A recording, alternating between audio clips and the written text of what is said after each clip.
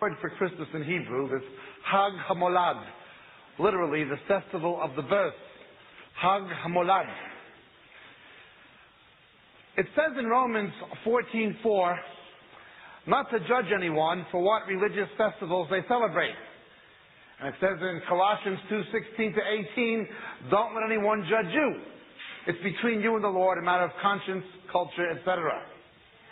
I could care less if somebody celebrates Christmas. Doesn't matter to me. What I do care about is the theology of Christmas or of the Nativity. When he was born, who knows? That he was born, we all know. Now, my family, being Israeli, we celebrate Hanukkah at this time of year. It's Hanukkah now. John chapter 10, Jesus celebrates Hanukkah. Hanukkah is the feast of dedication of the temple. Very important in understanding the advent of Antichrist and so on through Antiochus Epiphanes and the Maccabees, etc. We celebrate Hanukkah. We light the Hanukkah. We have a Hanukkah party. We invite unsaved Jewish people to it, which is what my family is doing this week. I'm over here in America. We don't have Christmas. We have the Nativity. We go to church. We go to the carol service. That's all. We may do things for missions and for needy families, but that's it. We just go to church. It's a church thing for us. We have Hanukkah. This conference is end-time prophecy. What does Christmas, what does the Nativity have to do with the last days? Everything. You may have heard me say we will never understand the second coming of Christ until we understand His first coming. What happens in His first coming is replayed, recapitulated when He comes again. I had a video I looked at today, and this video I'm talking about certain things. When Jesus was born, the Roman emperor was Caesar Augustus, formerly Octavius. He was the first Roman emperor to be deified in his lifetime. So you have a Roman emperor presiding over a Roman empire being worshipped as God when Jesus arrived the first time. And he takes a census of the entire known world, ascribing numbers to people. Not putting numbers on them, but ascribing numbers to everybody. Actually, there were two censuses he took. And he does this in order to gain financial control of the world. And when Jesus comes back, the same thing happens. You have a resurrected Roman Empire with somebody who is virtually deified, numbering people to economically control the world. What happens in his first coming happens in his second. Christmas is not just a past event, it is a future event. It is a prophetic event. The book of Joel, the book of Revelation, the Olivet Discourse, they all tell us about signs in the sky and the cosmos, heralding the return of Christ. And of course, there were signs in the cosmos heralding the birth of Christ.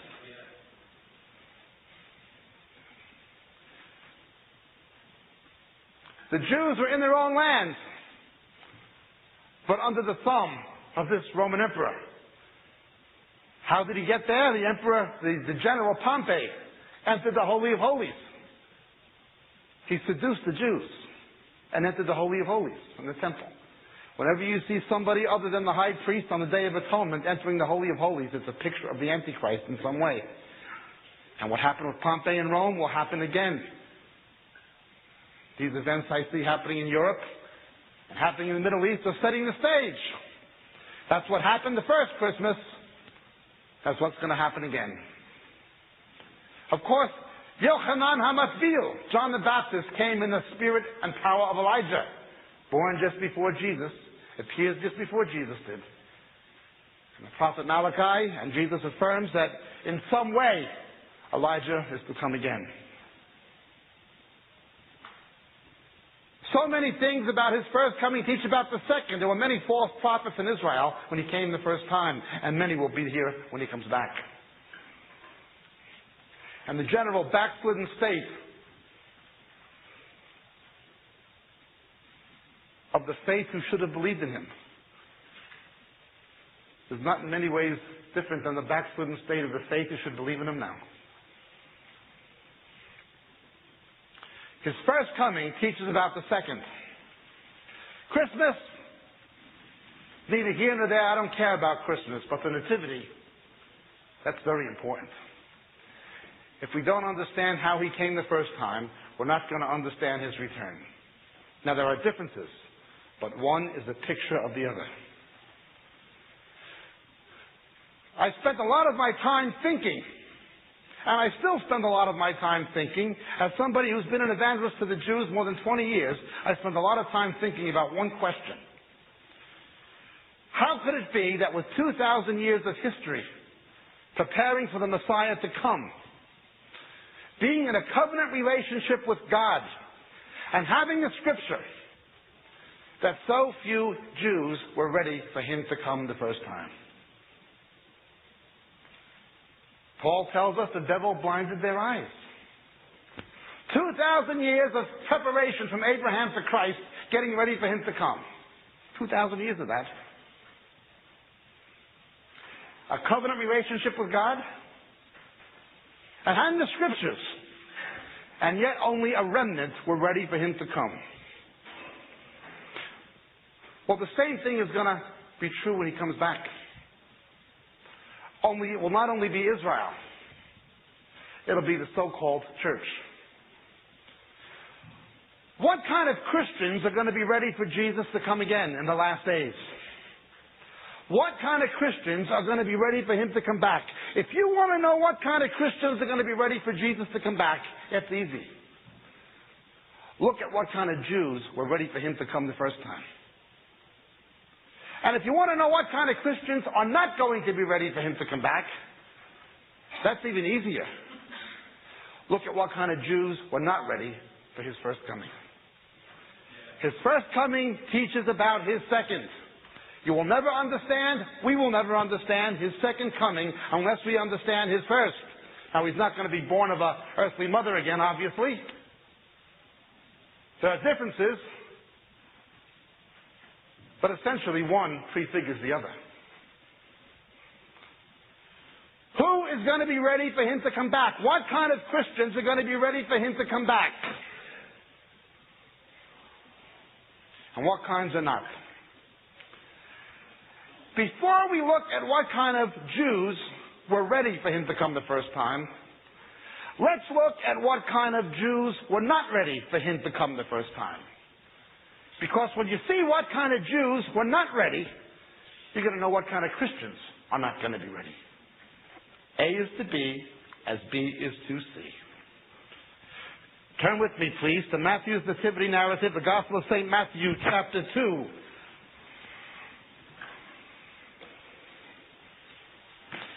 Now, after Jesus was born in Bethlehem of Judea, the city of David, Bethlehem means the house of bread. In the days of Herod the king, behold, Magi from the east arrived in Jerusalem, saying, Where is he who's been born King of the Jews? For we saw his star in the east and have come to worship him.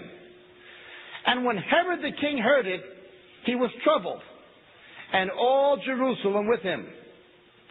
And gathering together all the chief priests and scribes of the people, he began to inquire of them where the Messiah was to be born. And answering from Micah chapter 5, verse 2, they said, In Bethlehem of Judea, for so it has been written by the prophet, And you, Bethlehem, land of Judah, are by no means least among the leaders of Judah, for out of you shall come forth a ruler, who will shepherd my people Israel. Now, one thing we see is some of the people ready for him to come are people you wouldn't think would have. These Magi were from Persia. They were the chaplains of the ancient Medes and Persians. Somehow, in ancient Persia, there was a religion that's been changed over the centuries called Zoroastrianism. And it was monotheistic, and they believed there was one God and man was responsible for his own sin. And they believed there was a battle between the sons of light and the sons of dark, things similar to the Essenes and to the Christians. But during the Babylonian captivity, when Persia was overtaken, when Persia overtook Babylon to fulfill Daniel's prophecies, some of these Persian kings came to believe in the Jewish God. They were already predisposed to monotheism. And there was a lingering Jewish influence that stayed there. You read about this in the book of Esther and so on. And you had Darius the Mede. You had the prophecy of King Cyrus, Kirush, in the book of Isaiah, 200 years before he was born, that he would send the Jews back. And we read in Ezra and Nehemiah it happened. And all the way through the Hasmonean period, to the time of Jesus, the Persians favored the Jews. And in fact, until the Shah of Iran fell, the Persians, Iran, favored Israel. I have no doubt in my mind that that Prince of Persia, the principality against which Daniel prayed and fasted 3 weeks, people call them territorial spirits. That's not a good interpretation or translation. The Greek word is arche, the Hebrew word is rashiot. A better translation is principalities, demonic powers over nations. What you see with Islamic fundamentalism, Khomeiniism, the Shia Islam in Iran, that is without doubt the same spiritual force that Daniel encountered. I have no question whatsoever.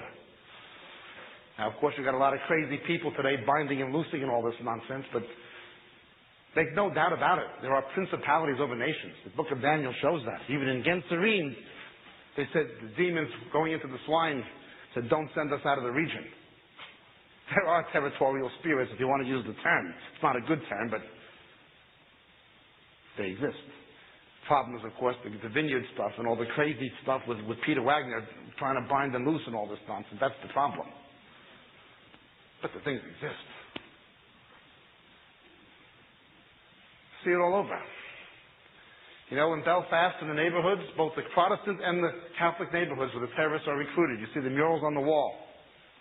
And it's ancient Celtic war gods and things like this, Aryan and all this kind of stuff. So the Magi come, non-Jews, people you wouldn't expect, because they saw the star, they understood. But here we see they come to Jerusalem. And Herod heard it, and he was troubled. And all Jerusalem with him. This was the city where David said the Messiah would come. This is where their temple was. This was the focus of their national identity and their messianic hope. And nobody who lived there hardly wanted him to come. You find a lot of churches in the American Midwest drive up this road. How many you think really want Jesus to come back? All Jerusalem was troubled. Oh, they had the rituals and the liturgies and the festivities and the holidays. They had the culture. But when it looked like he was showing up, they were all troubled. Especially their national and religious leaders.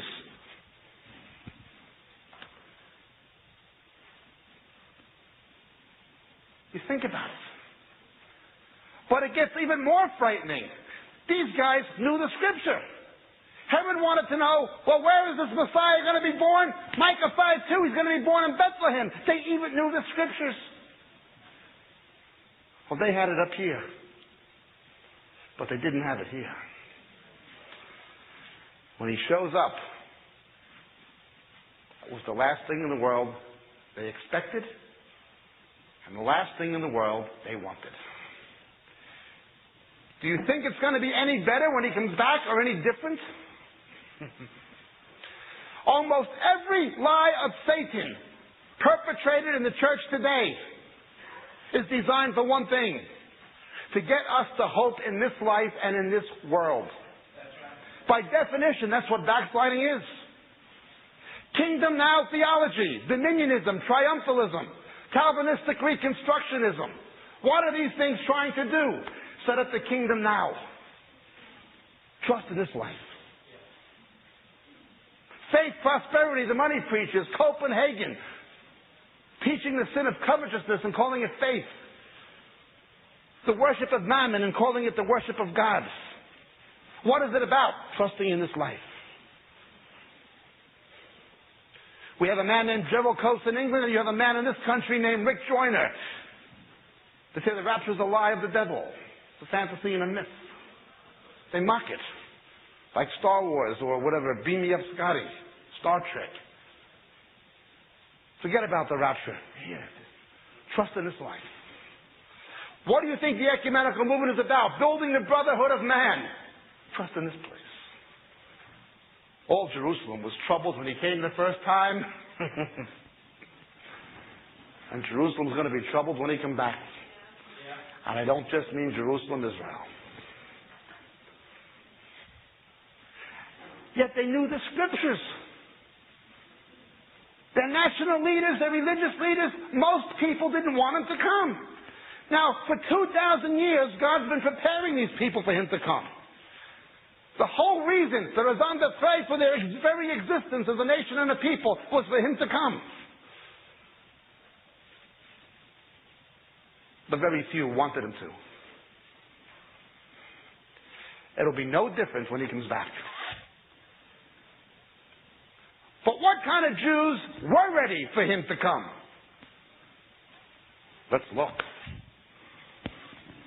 Turn with me, please, to the Gospel of St. Luke.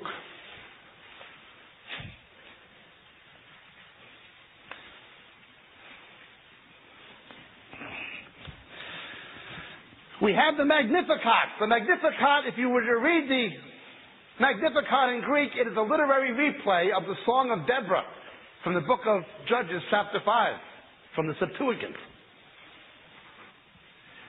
An angel named Gabriel, Gabriel in Hebrew, the mighty one of God, a powerful angel, comes and tells Mary that she is the greatest woman who ever lived. Blessed are you among women. God Almighty is going to be physically incarnated inside of you. Blessed are you among women. Now, her name was not Mary. Her name was Miriam. Same as Moses' sister, whose Hebrew root meaning is bitterness.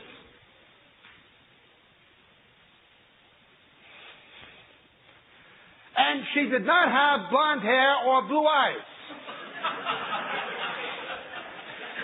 She had dark Semitic features, and she has never been in her life to knock Medjugorje, Fatima, Guadalupe, or Lourdes.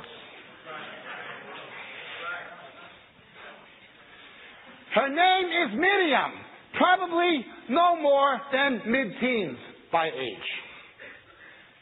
And she is told that she is the greatest woman who ever lived. This is the greatest woman who ever lived. What does the greatest woman who ever lived say when she's told she's the greatest woman who ever lived? Verse 47. My soul magnifies the Lord, and my spirit rejoices in God my Savior. The greatest woman who ever lived says she needs to be saved from sin. Now, if the greatest woman who ever lived needs a Savior, where does that put me? None is righteous, no, not one. All have sinned, all fall short of the glory of God. The word Theotokos, Mother of God, is not in the Greek New Testament.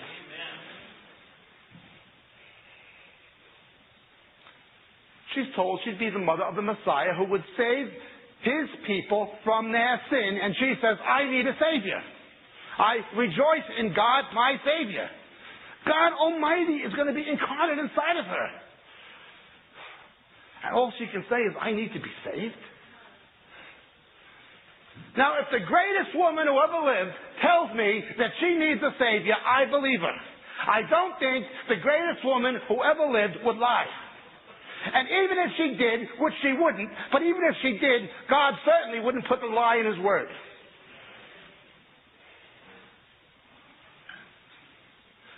So, who do I believe? Mary, or do I believe the lie of the Immaculate Conception? That she was conceived without sin. Actually, what happens is, you have the pseudo-Christianization of Minerva, Semiramis, Diana of Ephesus, etc. And applying these things in fulfillment of the prophecies of Ezekiel and Jeremiah to Mary. Tammuz, like to be the Madonna with the baby. That was Tammuz worship that Ezekiel contended with.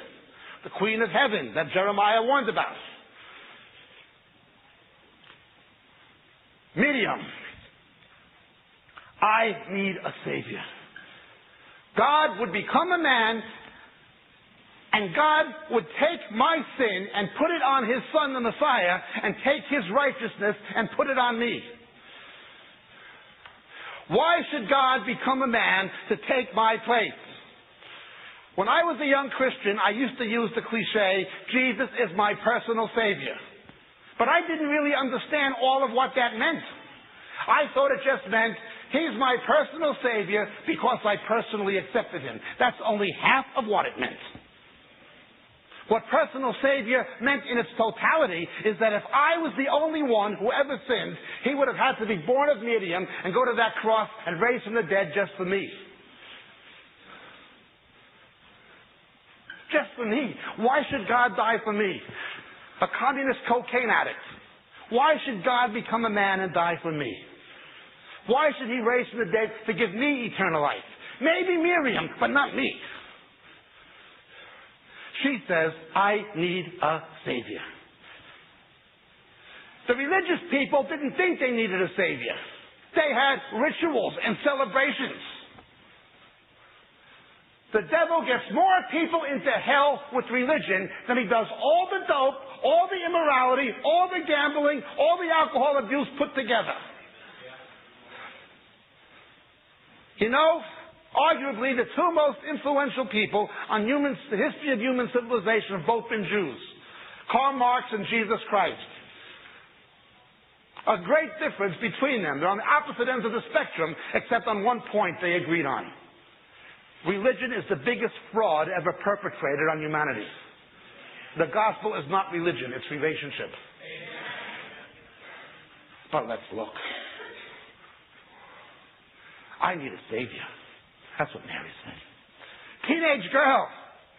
She wasn't concerned with Britney Spears' videos at MTV or the vanity. All she says, I need a Savior. That's the kind of Jew who was ready for Him to come the first time. You know, I really like Miriam.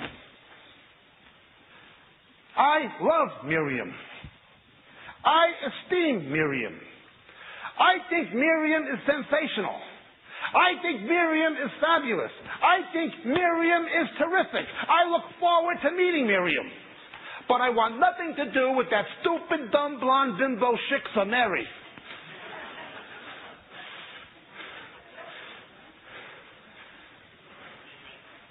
I like Miriam. She said the right thing. Savior.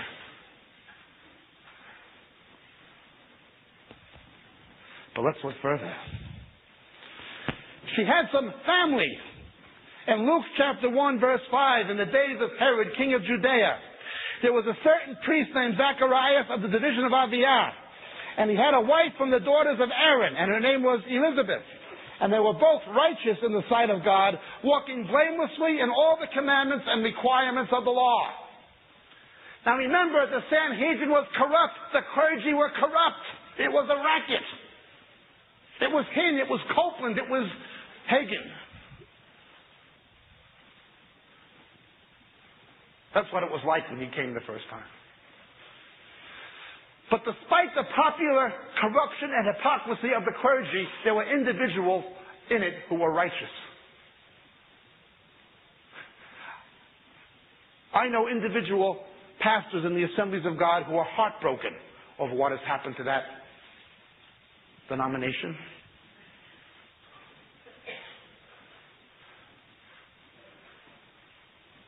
In England, I know Anglican vicars who are heartbroken over what's happened to Anglicanism. Heartbroken. I know Baptists who are heartbroken. As bad as it is, as bad as it has gotten, and as bad as it's going to be, there's going to be people like Zacharias. They're going to be righteous and devout. Godly people. No matter how corrupt the system and its clergy becomes, they're not going to go with it. May not be many of them, but they'll be there. That's the kind of Jew who was ready for Jesus to come the first time. That's the kind of Christian going to be ready for Him to come again. But let's look further. In the Gospel of St. Luke, we read this in chapter 2. In verse 24, Mary brings a pair of turtle doves. She brings a poor person's offering. There is a liar and a deceiver from America who came to England named John Avanzini. Jesus was rich, his family were rich, and somebody from our ministry asked him publicly at this meeting he had in the English Midlands, and how come Mary brought a poor person's offering? He had the ushers usher her out. She asked the wrong question. And behold, there was a man in Jerusalem whose name was Simeon. And this man was righteous and devout, looking for the consolation of Israel. And the Holy Spirit was upon him. The Sanhedrin didn't want him to come. All Jerusalem was troubled, but he was longing for Jesus to come. In fact, it was his only reason for being alive. And it had been revealed to him by the Holy Spirit he would not see death before he had seen the Lord's Christ. Now, in the Old Covenant, the Holy Ghost was only for certain people at certain times. High priests, kings, and prophets, and certain other individuals. Only they had the Holy Spirit, in some sense. Only after Pentecost was it for all who believed. And the gifts of the Spirit operated only in a primordial sense through these people who had it. It had been revealed to him by the Holy Spirit that he would not see death before he had seen the Lord's Messiah. And he came in the Spirit into the temple. And when the parents brought in the child Yeshua, Jesus, to carry out for him the custom of the law, they might have got me when I was a baby, but they wouldn't get me today. It means circumcision. Did I ever tell you the story about my son's circumcision, Brit Milah? The moil came in, the rabbi who does it, and I had to hold my son, 8 days old, and say the Hebrew prayers. The rabbi takes a cotton ball, and he dumps it in some wine and squeezes the wine into the little baby's mouth. And I'm looking at him, and I'm saying the Hebrew prayers, and I said, "What's the wine for?" He said, "It's to deaden the pain." I said, "If that kid could see that knife, he'd say, 'Keep the wine, give me some Jack Daniels.'"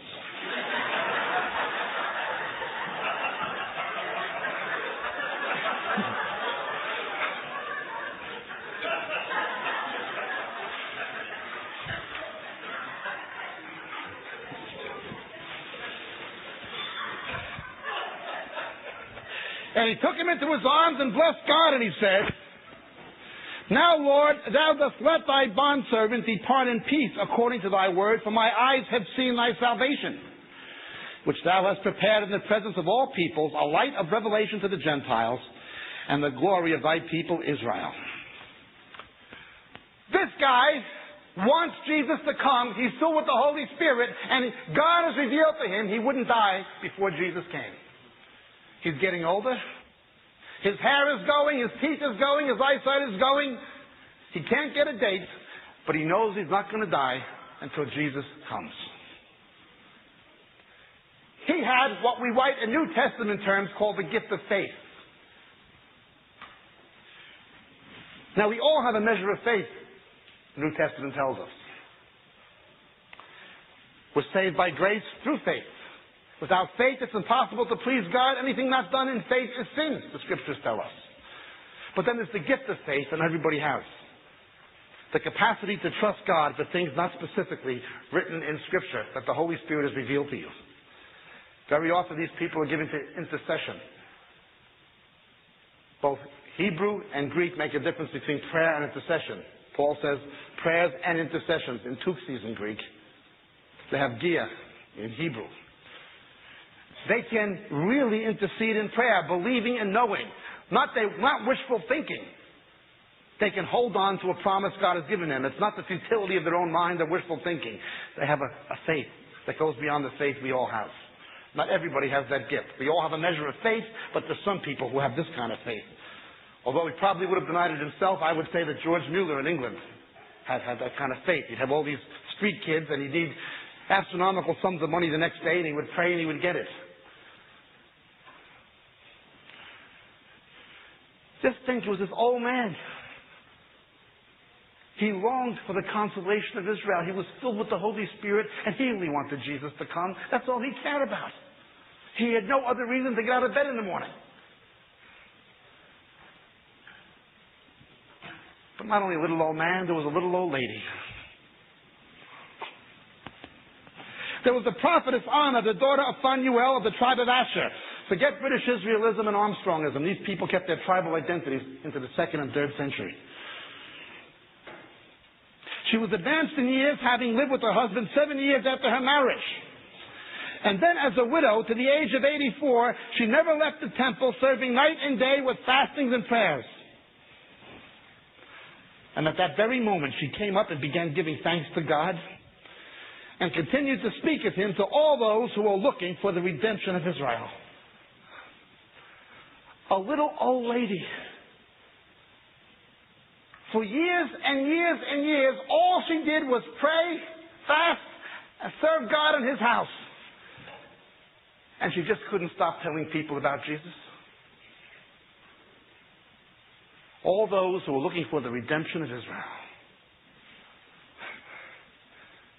The world finds young women attractive. God's different.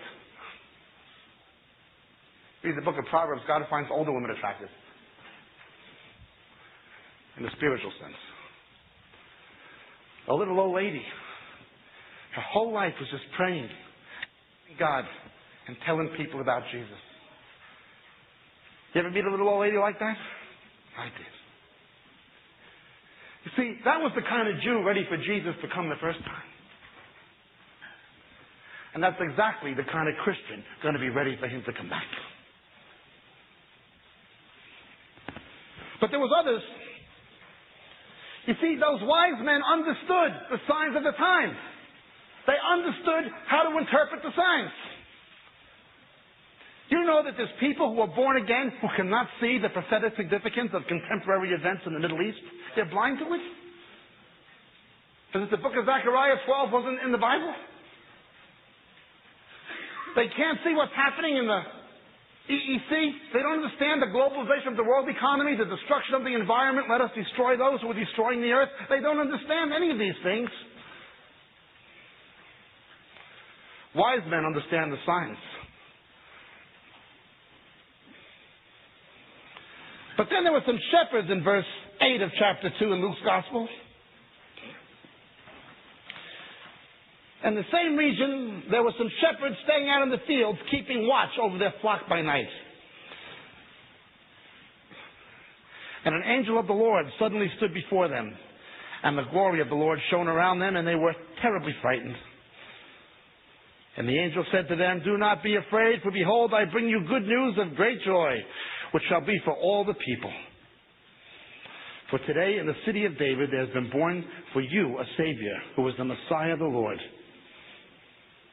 Of course, in verse 14 in the Vulgate, "Gloria in excelsis Deo," glory to God in the highest. Your pastor likes the Vulgate. Shepherds. The Hebrew word for shepherd and pastor is the same word. Ro'eh. Same in Greek. Shepherds who watch their flock, not hirelings. There's a great spiritual darkness coming at the end of the age. You've heard me point it out a number of times. Watchman, watchman, how far is the night? Is he coming in the second watch of the night or the third? He's coming like a thief in the night. Work while you have the light. The night will come. No man can work. But there will be those faithful shepherds who will watch their flock. Doesn't matter how dark it gets, that's where they're going to be. I did a conference with Chuck Missler in England several weeks ago. And I saw an English-born pastor from Zimbabwe. Terrible place with terrible things happening. And he was in England for a few days. I said, "Pastor, how are you?" "Well, thank you for your prayers, and you know how bad it's been in Zimbabwe. Most of the white people have left. The educated blacks are leaving." "Well, what happened?" And he told me all the bad things that I knew pretty much anyway. I said, "Am I going to see you around?" He said, "No, I'm going back to Zimbabwe tomorrow. My sheep are there." A white man who gave his whole life to take care of black people dying of AIDS. Those are his sheep. He's not leaving. I know a Christian doctor make a good living in America, down there with them, taking care of people dying of AIDS because nobody else will, in Zimbabwe under Mugabe. Why? Oh, it's a dark place and it's getting darker. But you see, they're shepherds. They're shepherds. That's the kind of Jew who is ready for Jesus to come the first time. And that's the kind of Christian going to be ready for him to come back. Who's not going to be ready? Herod mourned and all Jerusalem with him. The Sanhedrin were troubled. The theologians were pulling their hair out. Not going to be ready. People like that rarely are. But the individual clergyman like Zechariah and his dear wife, or Joseph, the foster father of Jesus, a man who was just, a teenage girl who said, I need to be saved. Shepherds who watch their flocks. A little old lady whose whole life was prayer and serving God and telling people about Jesus. An old man who longed for him to come and was filled with the Spirit of God. Those are the kinds of Jews who are ready for Jesus to come the first time. And I promise you, those will be exactly the kinds of Christians ready for him to come back. My prayer for you people, your families, for my family and myself, and for this church, when I look at these Jews who are ready for him to come the first time, telling us what kind of Christians are going to be ready for him to return, my prayer for all of us this holiday season is that by the grace of the God of Israel, we will be among them. My dear brethren in Jesus, make no mistake about it. Christmas is coming. You know, in conclusion, my family, a combination of Jew and Gentile, and my favorite Christmas carol is Hark the Herald Angels Sing for one reason. The music was composed by Felix Mendelssohn, a Jew who believed in Jesus. And the words were composed by Charles Wesley, a Gentile who believed in Jesus. I think this was the greatest Jew-Gentile combination in the history of the church, is Hark the Herald Angels Sing. Will you join with me in singing my favorite carol?